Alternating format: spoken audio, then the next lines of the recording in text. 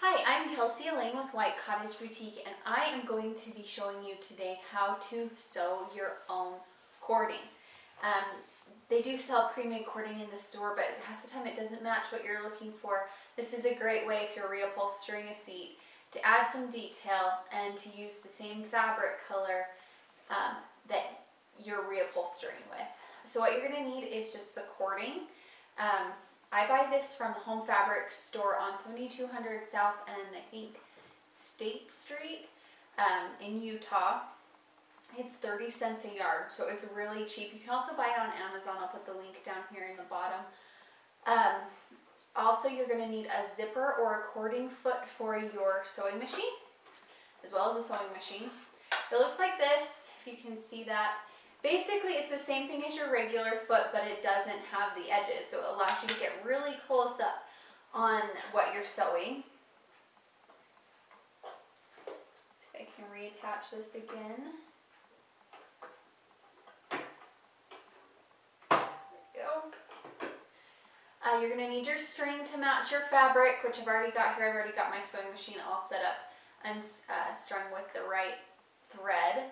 And then you're going to need your fabric. I just cut mine into 2.5 inch long strips, however long I need them. So I measured out the area that I was doing, which ended up being 70 inches long. So I have a 70-inch long piece of cording and a 70-inch long piece of fabric that's 2.5 inches wide all the way down.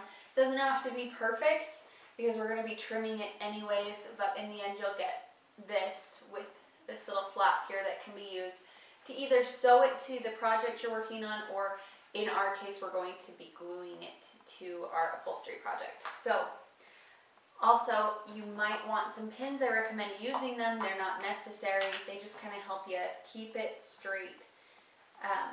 So what I've done is I've actually set up my sewing machine so that it's sewing as far to the left as possible.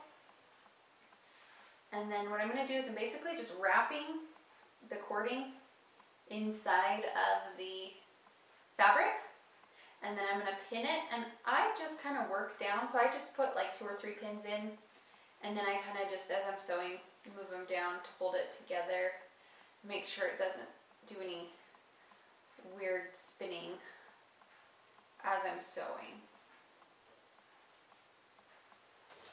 Then this is really easy as long as you have the zipper foot attachment or the cording foot attachment. But mine actually came with a zipper foot, so it's great. All you're really going to do is you're going to sew like normal. Make sure I don't pull my string out here.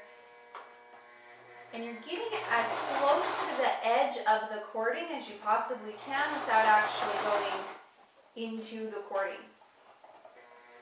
And it's really pretty easy with a zipper foot, because if you're just pushing, I kind of put a little bit of pressure on the piece, pulling a little bit to the right so that the needle is just kind of sliding off of the cording right to the edge. And I just go nice and slow. There's no need to be in a big rush to get it done. And I work my way down.